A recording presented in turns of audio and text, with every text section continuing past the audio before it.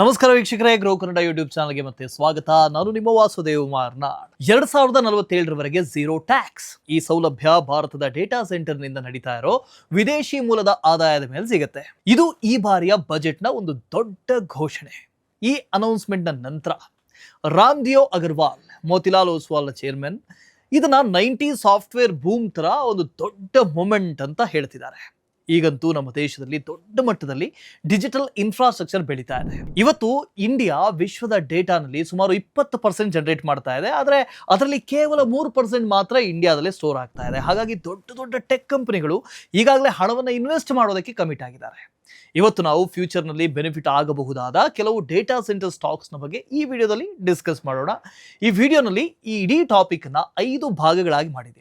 ಪ್ರತಿ ಭಾಗದಲ್ಲಿ ಕಂಪನಿ ಏನು ಮಾಡುತ್ತೆ ಮತ್ತು ಡೇಟಾ ಸೆಂಟರ್ಸ್ ಬಂದರೆ ಅದರ ರೆವಿನ್ಯೂ ಮೇಲೆ ಏನು ಇಂಪ್ಯಾಕ್ಟ್ ಆಗಬಹುದು ಅನ್ನೋದನ್ನ ಡಿಸ್ಕಸ್ ಮಾಡೋಣ. ಓಕೆನಾ? ಬನ್ನಿ ಹಾಗಾದ್ರೆ ವಿಡಿಯೋವನ್ನ ಶುರು ಮಾಡೋಣ.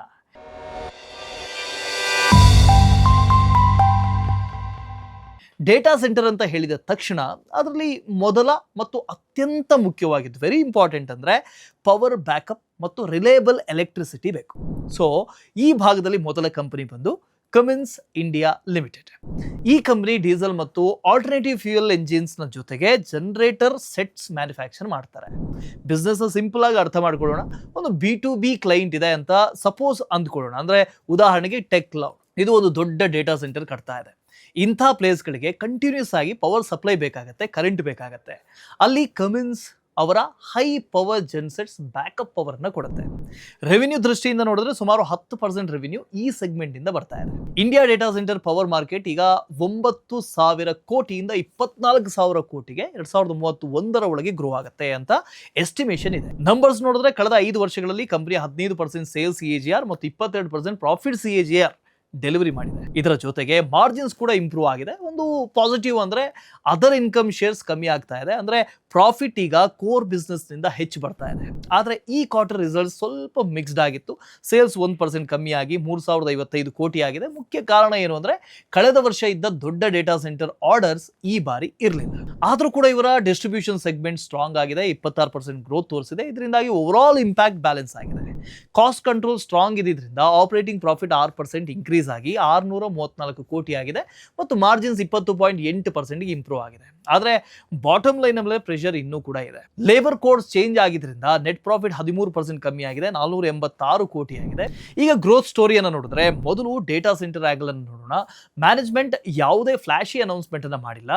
ಅವರ ಫೋಕಸ್ ಸಪ್ಲೈ ಚೈನ್ ಇಂಪ್ರೂವ್ ಮಾಡಿ 3,000ರಿಂದ 3,500 ಕಿಲೋವ್ಯಾಟ್ ಜೆನ್ಸೆಟ್ ಅನ್ನ ಫಾಸ್ಟರ್ ಡೆಲಿವರಿ ಮಾಡೋದು.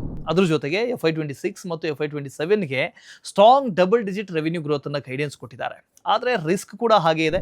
ಡೊಮೆಸ್ಟಿಕ್ ಇಂಡಸ್ಟ್ರಿ ಸೇಲ್ಸ್ 9% ಕಮ್ಮಿಯಾಗಿ 464 ಕೋಟಿ ಆಗಿದೆ ಮತ್ತು ಎಕ್ಸ್ಪೋರ್ಟ್ಸ್ ಕೂಡ ಆಲ್ಮೋಸ್ಟ್ ಫ್ಲಾಟ್ ಆಗಿದೆ. ಈ ಎರಡೂ ಸೆಗ್ಮೆಂಟ್ ಸೇರಿ ಸುಮಾರು 30% ರೆವಿನ್ಯೂ ಕೊಡ್ತಾ ಇದೆ. ಆದ್ರಿಂದ ಇದು ಸ್ವಲ್ಪ ಕನ್ಸರ್ನ್ ಆಗಿದೆ. ಸ್ಟಾಕ್ ಈಗಾಗಲೇ 60p ನಲ್ಲಿ ಟ್ರೇಡ್ ಆಗ್ತಾ ಇದೆ. ಹೀಗಾಗಿ ಈ ಸೆಗ್ಮೆಂಟ್ನಲ್ಲಿ ಡಿ ಗ್ರೋತ್ ಸ್ವಲ್ಪ ವರಿ ಆಗ್ತಾ ಇದೆ. ಈಗ 2ನೇ ಚಾಪ್ಟರ್ ಪವರ್ ಟ್ರಾನ್ಸ್ಮಿಷನ್. ಡೇಟಾ ಸೆಂಟರ್ಗೆ ಹೈ ಪವರ್ ಫ್ಲೋ ಬೇಕಾಗುತ್ತೆ. ಅದಕ್ಕೆ ಸ್ಟ್ರಾಂಗ್ ಕೇಬಲ್ ನೆಟ್ವರ್ಕ್ ಅಗತ್ಯ ಇದೆ. ಇಲ್ಲಿ ಪಾಲಿಕ್ಯಾಬ್ ಇಂಡಿಯಾ ಲಿಮಿಟೆಡ್ ಬರುತ್ತೆ. ಇದು ಇಂಡಿಯಾದ largest wire and cables manufacturer ಆಗಿದೆ. ಕಳೆದ 5 ವರ್ಷಗಳಲ್ಲಿ ಇದರ ಮಾರ್ಕೆಟ್ ಶೇರ್ ನಿರಂತರವಾಗಿ ಹೆಚ್ಚಾಗ್ತಾನೆ ಇದೆ. ಪಾಲಿಕ್ಯಾಬ್ ಅನ್ನೋ ಹೆಸರು ನಾವು ಫ್ಯಾನ್ಸು ಅಥವಾ ಅಪ್ಲಯನ್ಸಸ್ನಲ್ಲಿ ಕೇಳಿದ್ದೀವಿ. ಈಗ ಇದು ಡೇಟಾ ಸೆಂಟರ್ ಸ್ಟೋರಿಯಲ್ಲೂ ಕೂಡ ಬರ್ತಾ ಇದೆ. ಆದರೆ ಮೇನ್ ಪಾಯಿಂಟ್ ಏನು ಅಂದರೆ ಪಾಲಿಕ್ಯಾಬ್ ಒಂದು ಫ್ಯಾನ್ ಕಂಪನಿ ಅಥವಾ ಡೇಟಾ ಸೆಂಟರ್ ಕಂಪನಿ ಅಲ್ಲ. ಇದು ಒಂದು ಎಲೆಕ್ಟ್ರಿಕಲ್ ಬ್ಯಾಕ್ ಬೋನ್ company. Tech cloud data centre ಉದಾಹರಣೆಯನ್ನು ಮತ್ತೆ ನಾವು ನೆನಪು ಮಾಡ್ಕೊಳ್ಳೋಣ. ಅದರ ಎಂಟೈರ್ ಸಿಸ್ಟಮ್ ಪವರ್ ಕನೆಕ್ಟಿವಿಟಿ ಮತ್ತು ಫೈರ್ ಸೇಫ್ಟಿ ಕೇಬಲ್ನ ಮೇಲೆ ಡಿಪೆಂಡ್ ಆಗಿರುತ್ತೆ. ಈ ಬ್ಯಾಕ್ ಬೋನನ್ನು ಪಾಲಿಕ್ಯಾಬ್ ಪ್ರೊವೈಡ್ ಮಾಡುತ್ತೆ. ಈಗ ಗ್ರೋತ್ ಆ್ಯಂಗಲಲ್ಲಿ ನೋಡೋದಾದರೆ India data centre capacity 1.1 to 1.3 gigawatt, ಇದರಿಂದ 4.5+ ಗಿಗಾವ್ಯಾಟ್ಗೆ 2030 ಒಳಗೆ ಗ್ರೋ ಆಗಬೇಕು ಅಂತ ಎಸ್ಟಿಮೇಷನ್ ಇದೆ. ಅಂದರೆ ಸುಮಾರು 30% CAGR ಗ್ರೋತ್. 2027 ಒಳಗೆ ಸುಮಾರು 2ರಿಂದ 2.5 ಲಕ್ಷ ಕೋಟಿ ಇನ್ವೆಸ್ಟ್ ಮಾಡುವಂಥ ಎಕ್ಸ್ಪೆಕ್ಟೇಷನ್ ಇದೆ. ಇದರಲ್ಲಿ ಕೇಬಲ್ ಶೇರ್ ಕೇವಲ 2 to 2.5% ಮಾತ್ರ. ಆದರೆ ಪಾಲಿಕ್ಯಾಬ್ ತನ್ನ 27% ಮಾರ್ಕೆಟ್ ಶೇರ್ ಮೇಂಟೈನ್ ಮಾಡಿದರೆ FY27ನ ಒಳಗಾಗಿ ಡೇಟಾ ಸೆಂಟರ್ ಸೆಗ್ಮೆಂಟಿಂದ ಮಾತ್ರ 1.5 2,000 ಕೋಟಿ ರೆವಿನ್ಯೂ ಜನರೇಟ್ ಮಾಡಬಹುದು. ಇದು ಕರೆಂಟ್ ವ್ಯಾಲ್ಯೂನ ಸುಮಾರು 7% ಇದೆ. ನಂಬರ್ಸ್ ನೋಡೋದಾದ್ರೆ ಕಳೆದ 5 ವರ್ಷಗಳಲ್ಲಿ ಕಂಪನಿ ಸುಮಾರು 20% ಸೇಲ್ಸ್ CAGR ಮತ್ತು 21% ಪ್ರಾಫಿಟ್ CAGR ನ ಡೆಲಿವರ್ ಮಾಡಿದೆ ಮತ್ತು ಕೋವಿಡ್ ನ ನಂತರ ಗ್ರೋತ್ ಕ್ಲಿಯರ್ ಆಗಿ ಹೆಚ್ಚಾಗ್ತಾನೆ ಇದೆ. ಡಿಸೆಂಬರ್ 2025 ರಿಸಲ್ಟ್ಸ್ ನಲ್ಲಿ sales 46% year on year increase ಆಗಿದೆ, 7,636 ಕೋಟಿ ಆಗಿದೆ. ಇದಕ್ಕೆ ಮುಖ್ಯ ಕಾರಣ ಏನು ಅಂತ ಕೇಳಿದ್ರೆ ವೈರ್ಸ್ ಅಂಡ್ ಕೇಬಲ್ ಸೆಗ್ಮೆಂಟ್ ನಲ್ಲಿ 40% ವಾಲ್ಯೂಮ್ ಗ್ರೋತ್ ಮತ್ತು ಕಾಪರ್ ಅಲ್ಯೂಮಿನಿಯಂ ಪ್ರೈಸಸ್ ಹೆಚ್ಚಾಗಿತ್ತು. ಆದರೆ ಇಲ್ಲಿ ಒಂದು ಕ್ಯಾಚ್ ಇದೆ. ಆ ಸೇಮ್ ಪ್ರೈಸ್ ಇನ್ಕ್ರೀಸ್ ನಿಂದಾಗಿ ಎಕ್ಸ್ಪೆನ್ಸಸ್ ಕೂಡ 48% ಹೆಚ್ಚಾಗಿದೆ. ರಾ ಮೆಟೀರಿಯಲ್ ಕಾಸ್ಟ್ ಪರ್ಸೆಂಟೇಜ್ ಹೆಚ್ಚಾಗಿದೆ. ಅದರ ಇಂಪ್ಯಾಕ್ಟ್ ಮಾರ್ಜಿನ್ಸ್ ಮೇಲೆ ಕಾಣಿಸ್ಕೊಂಡಿದೆ. ಅದರಿಂದಾಗಿ ಆಪರೇಟಿಂಗ್ ಮಾರ್ಜಿನ್ 12.7%ಗೆ ಡೌನ್ ಆಗಿದೆ. ನೆಟ್ ಮಾರ್ಜಿನ್ಸ್ ಕೂಡ ಸ್ವಲ್ಪ ಕಂಪ್ರೆಸ್ ಆದಂತೆ ಕಾಣಿಸ್ತಾ ಇದೆ. ಪಾಸಿಟಿವ್ ಸೈಡ್ ನಲ್ಲಿ ನೋಡೋದಾದ್ರೆ ವರ್ಕಿಂಗ್ ಕ್ಯಾಪಿಟಲ್ ಇಂಪ್ರೂವ್ ಆಗ್ತಾ ಇದೆ ಮತ್ತು ಕ್ಯಾಶ್ ಕನ್ವರ್ಷನ್ ಸೈಕಲ್ ಕಮ್ಮಿ ಆಗಿದೆ. ಅಂದ್ರೆ ಕಂಪನಿ ಈಗ ಫಾಸ್ಟರ್ ಕ್ಯಾಶ್ ಜನರೇಟ್ ಮಾಡ್ತಾ ಇದೆ. ಈಗ ಡೇಟಾ ಸೆಂಟರ್ಸ್ ಮಾತ್ರ ಅಲ್ಲದೆ ಓವರಾಲ್ ಗ್ರೋತ್ ಪ್ಲಾನ್ ಅನ್ನು ನೋಡೋಣ. ಪಾಲಿಕ್ಯಾಬ್ ಪ್ರಾಜೆಕ್ಟ್ ಸ್ಪ್ರಿಂಗ್ ಇದ್ರ ಮೇಲೆ ಫೋಕಸ್ ಮಾಡ್ತಾ ಇದೆ. ಅದರ ಗೋಲ್ ಬಂದು FY30 ಒಳಗಾಗಿ ಇನ್ಫ್ರಾ ಬೂಮ್ ಬಳಸ್ಕೊಂಡು ಅಗ್ರೆಸಿವ್ ಆಗಿ ಗ್ರೋತ್ ಸಾಧಿಸೋದು. ಇದಕ್ಕಾಗಿ ಕಂಪನಿ ಮುಂದಿನ 5 ವರ್ಷಗಳಲ್ಲಿ 6,000ದಿಂದ 8,000 ಕೋಟಿ ಕ್ಯಾಪೆಕ್ಸ್ ಪ್ಲಾನ್ ಅನ್ನು ಮಾಡಿದೆ. ಅಂದ್ರೆ ಪ್ರತಿ ವರ್ಷ 1,200ರಿಂದ 1,600 ಕೋಟಿ ಇನ್ವೆಸ್ಟ್ ಮಾಡಬಹುದು ಅಂತ. ಇದು ರೆವಿನ್ಯೂನ ಸುಮಾರು 5ರಿಂದ 7% ಆಗುತ್ತೆ. ಇಂಟ್ರೆಸ್ಟಿಂಗ್ ಪಾರ್ಟ್ ಏನು ಅಂದರೆ management 4 to 5x asset turn over target ಅನ್ನು ಮಾಡ್ತಾ ಇದೆ. ಸಿಂಪಲ್ ಆಗಿ ಹೇಳಬೇಕು ಅಂದರೆ ಇವತ್ತು ₹1 ನೀವು ಇನ್ವೆಸ್ಟ್ ಮಾಡಿದ್ರೆ ಫ್ಯೂಚರ್ನಲ್ಲಿ 4ರಿಂದ 5 ರೂಪಾಯಿ ರೆವಿನ್ಯೂನ ಜನರೇಟ್ ಮಾಡ್ಬೋದು. ಈ ಕ್ಯಾಪೆಕ್ಸ್ ಆಧಾರದ ಮೇಲೆ ಫ್ಯೂಚರ್ನಲ್ಲಿ ಫುಲ್ ಕೆಪಾಸಿಟಿ ಯೂಸ್ ಆದಮೇಲೆ ವರ್ಷಕ್ಕೆ 4,800ರಿಂದ 8,000 ಕೋಟಿ ಎಕ್ಸ್ಟ್ರಾ ರೆವಿನ್ಯೂ ಬರಬಹುದಾದ ಪೊಟೆನ್ಷಿಯಲ್ ಕೂಡ ಇದೆ. ಆದರೆ ಇದು ತಕ್ಷಣ ಬರುವಂಥದ್ದಲ್ಲ. ಸುಮಾರು 2 ವರ್ಷ ಲ್ಯಾಗ್ ಇರುತ್ತೆ. ಜೊತೆಗೆ ಇವೆಲ್ಲವೂ ಎಸ್ಟಿಮೇಟ್ಸ್ ಮಾತ್ರ. ಆಕ್ಚುಯಲ್ ನಂಬರ್ಸ್ ಎಕ್ಸಿಕ್ಯೂಷನ್ನ ಮೇಲೆ ಡಿಪೆಂಡ್ ಆಗಿರುತ್ತೆ. ಆದರೆ ಕೆಲವು ರಿಸ್ಕ್ಗಳು ಕೂಡ ಹಾಗೆ ಇದಾವೆ. ಈ ರಿಸ್ಕ್ಗಳನ್ನು ಇಗ್ನೋರ್ ಮಾಡೋದು ಸರಿಯಲ್ಲ. ಮೊದಲ ರಿಸ್ಕ್ ಏನು? ಅಲ್ಟ್ರಾಟೆಕ್ ಸಿಮೆಂಟ್ ಲಿಮಿಟೆಡ್ ಅಂದಾಗ ಒಂದು ದೊಡ್ಡ ಪ್ಲೇಯರ್ಸ್ ಕೂಡ ಈ ಸ್ಪೇಸ್ಗೆ ಅಗ್ರೆಸಿವ್ ಆಗಿ ಎಂಟ್ರಿ ಕೊಡ್ತಾ ಇದ್ದಾವೆ. ಇದರಿಂದಾಗಿ ಕಾಂಪಿಟೇಷನ್ ಮತ್ತು ಇಂಡಸ್ಟ್ರಿ ಡಿಸ್ರಪ್ಷನ್ ರಿಸ್ಕ್ ಹೆಚ್ಚಾಗ್ಬೋದು. ಇದ್ರ ಜೊತೆಗೆ ರೀಸೆಂಟ್ ಪ್ರೊಮೋಟರ್ ಸೆಲ್ಲಿಂಗ್ ಕೂಡ ಕಾಣಿಸ್ಕೊಂಡಿದೆ. ಇದನ್ನು ಗಮನದಲ್ಲಿ ನೀವು ಇನ್ವೆಸ್ಟರ್ಸ್ಗಳು ಇಟ್ಕೋಬೇಕು. ಈಗ ನಮ್ಮ ಮುಂದಿನ ಚಾಪ್ಟರ್ ಡೇಟಾ ಸೆಂಟರ್ ಡೆವಲಪರ್ಸ್ ಮತ್ತು ಆಪರೇಟರ್ಸ್. ಅಂದ್ರೆ ಡೇಟಾ ಸೆಂಟರ್ಸ್ ಆಪರೇಟ್ ಆಗೋ ಬಿಲ್ಡಿಂಗ್ಸ್ ಮತ್ತು ಇನ್ಫ್ರಾಸ್ಟ್ರಕ್ಚರ್ ನಿರ್ಮಿಸುವಂತ ಕಂಪನಿಗಳು. ಈ ವಿಭಾಗದಲ್ಲಿ ಬರುವಂತಹ ಕಂಪನಿ ಅನಂತ್ ರಾಜ್ ಲಿಮಿಟೆಡ್. ಈ ಕಂಪನಿ ಟ್ರೆಡಿಷನಲ್ ಆಗಿ ರಿಯಲ್ ಎಸ್ಟೇಟ್ ಡೆವಲಪರ್ ಆಗಿತ್ತು.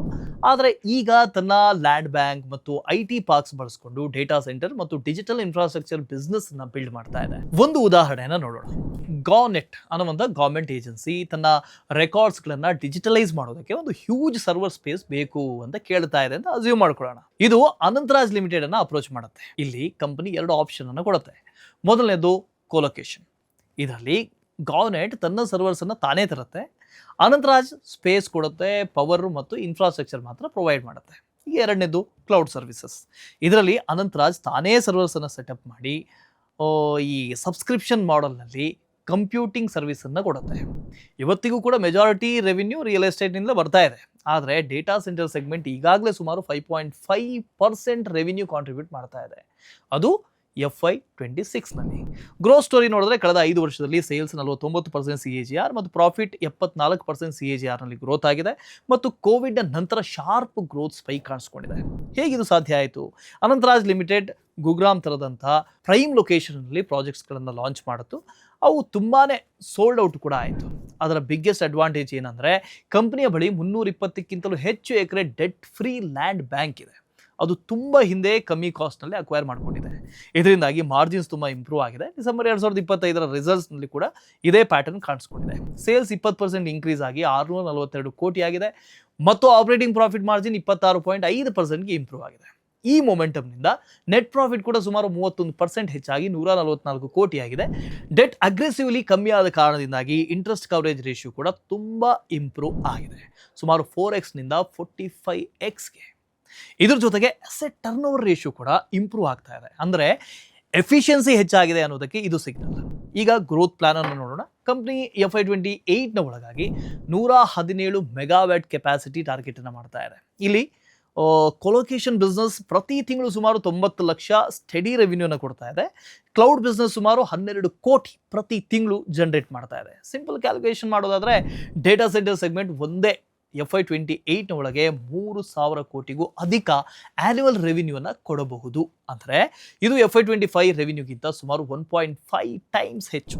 ರಿಯಲ್ ಎಸ್ಟೇಟ್ ಸೈಡ್ನಲ್ಲಿ ಗುರುಗ್ರಾಮ್ ಪ್ರಾಜೆಕ್ಟ್ ಮಾತ್ರ ಮುಂದಿನ 4ರಿಂದ 5 ವರ್ಷಗಳಲ್ಲಿ 15,000 ಕೋಟಿ ರೆವಿನ್ಯೂ ಪೊಟೆನ್ಷಿಯಲ್ ಇದೆ. ಅಂದರೆ FY25 ರೆವಿನ್ಯೂಗಿಂತ ಸುಮಾರು 7 ಟೈಮ್ಸ್ ಹೆಚ್ಚು. ಆದರೆ ರಿಸ್ಕ್ ಕೂಡ ಹಾಗೆ ಇದೆ, ಅದನ್ನು ನೋಡಬೇಕು, ಅದು ಇಂಪಾರ್ಟೆಂಟ್. ಮೊದಲನೇ ರಿಸ್ಕ್ ಬಂದು ಇವತ್ತಿಗೂ ಸುಮಾರು 96% ರೆವಿನ್ಯೂ ರಿಯಲ್ ಎಸ್ಟೇಟ್ನಿಂದ ಬರ್ತಾ ಇದೆ. NCR ಮಾರ್ಕೆಟ್ನಲ್ಲಿ ಡಿಮಾಂಡ್ ಸ್ಲೋ ಆಗ್ತಾ ಇದೆ. ಲಾಂಚಸ್ ಮತ್ತು ಸೇಲ್ಸ್ ಎರಡೂ ಕಮ್ಮಿ ಆಗಿದೆ. ಇನ್ನು ಎರಡನೇದು ಬಂದು ಕ್ಲೌಡ್ ಬಿಸ್ನೆಸ್ ಸ್ಕೇಲ್ ಮಾಡೋದು ತುಂಬಾ ಎಕ್ಸ್ಪೆನ್ಸಿವ್. ಕೇವಲ 14 ಮೆಗಾವ್ಯಾಟ್ ಪ್ಲಾನ್ಗೆ 1,400 ಕೋಟಿ ಕ್ಯಾಪೆಕ್ಸ್ ಬೇಕಾಗುತ್ತೆ.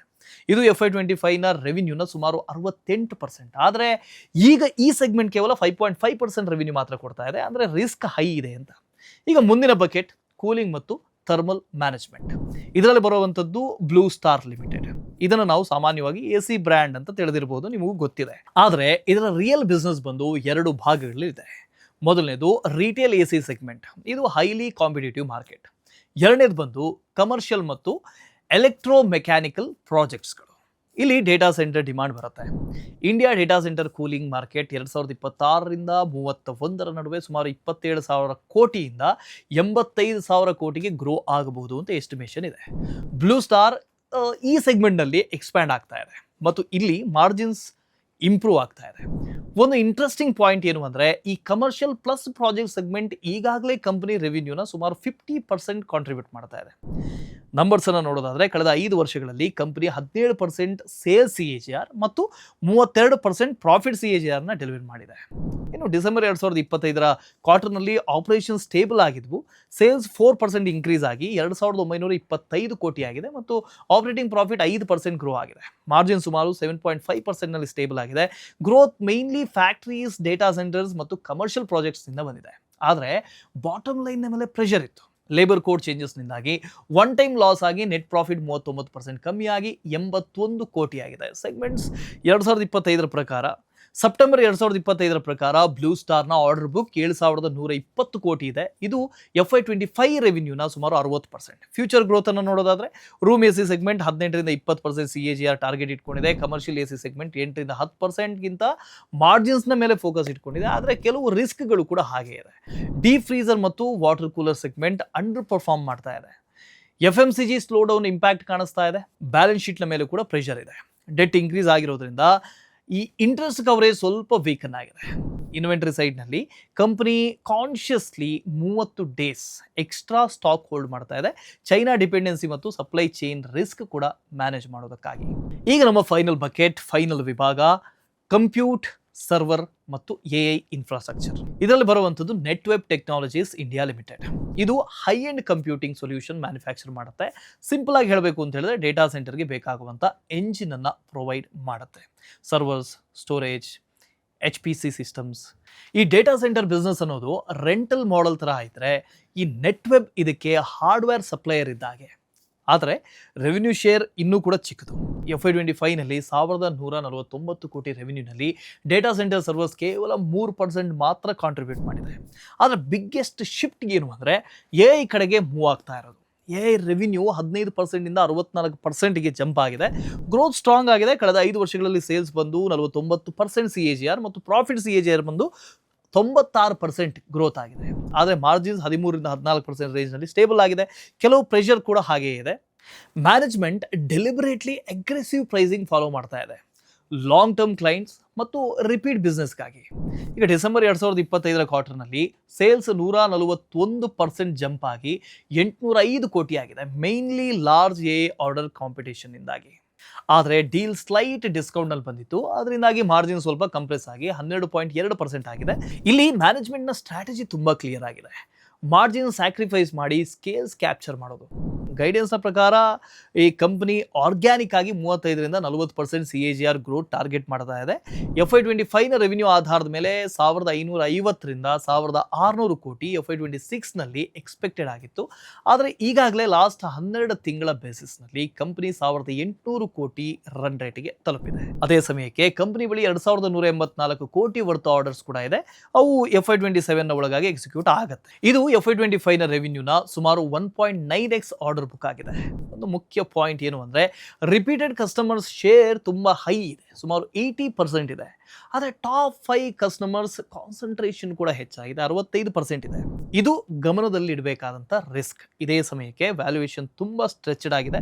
ಸ್ಟಾಕ್ ಈಗ 106 XP ನಲ್ಲಿ ಟ್ರೇಡ್ ಆಗ್ತಾ ಇದೆ. ಹೌದು, ಕಳೆದ 3 ವರ್ಷಗಳಲ್ಲಿ ಪ್ರಾಫಿಟ್ ಗ್ರೋತ್ ಸ್ಟ್ರಾಂಗ್ ಆಗಿದೆ. ಆದರೆ ಈ ಗ್ರೋತ್ ಪೇಸ್ ಸಸ್ಟೈನ್ ಆಗದೆ ಹೋದರೆ ಡೌನ್ ಸೈಡ್ ರಿಸ್ಕ್ ಕೂಡ ಈಕ್ವಲಿ ಹೈ ಆಗ್ಬೋದು. ಇದರಿಂದ ವಿಡಿಯೋ ಎಂಡ್ ಆಗ್ತಾ ಇದೆ. ಸೊ ಇದಿಷ್ಟು ಇವತ್ತಿನ ವಿಡಿಯೋದಲ್ಲಿ. ನಿಮ್ಗೆ ಏನು ಅನ್ಸುತ್ತೆ, ಈ ಡೇಟಾ ಸೆಂಟರ್ಗಳು ಬರೋದ್ರಿಂದಾಗಿ ಯಾವ ಸ್ಟಾಕ್ಗೆ ಹೆಚ್ಚು ಬೆನಿಫಿಟ್ ಆಗುತ್ತೆ ಅಂತ ಹೇಳಿ ಕಮೆಂಟ್ನಲ್ಲಿ ತಿಳಿಸಿ. ಇದೇ ಥರದ ಇನ್ನಷ್ಟು ವಿಡಿಯೋದ ಜೊತೆಗೆ ನಿಮ್ಮನ್ನು ಭೇಟಿ ಆಗ್ತೀನಿ. ಅಲ್ಲಿವರೆಗೆ ಕೀಪ್ ಇನ್ವೆಸ್ಟಿಂಗ್, ಕೀಪ್ ಗ್ರೋಯಿಂಗ್.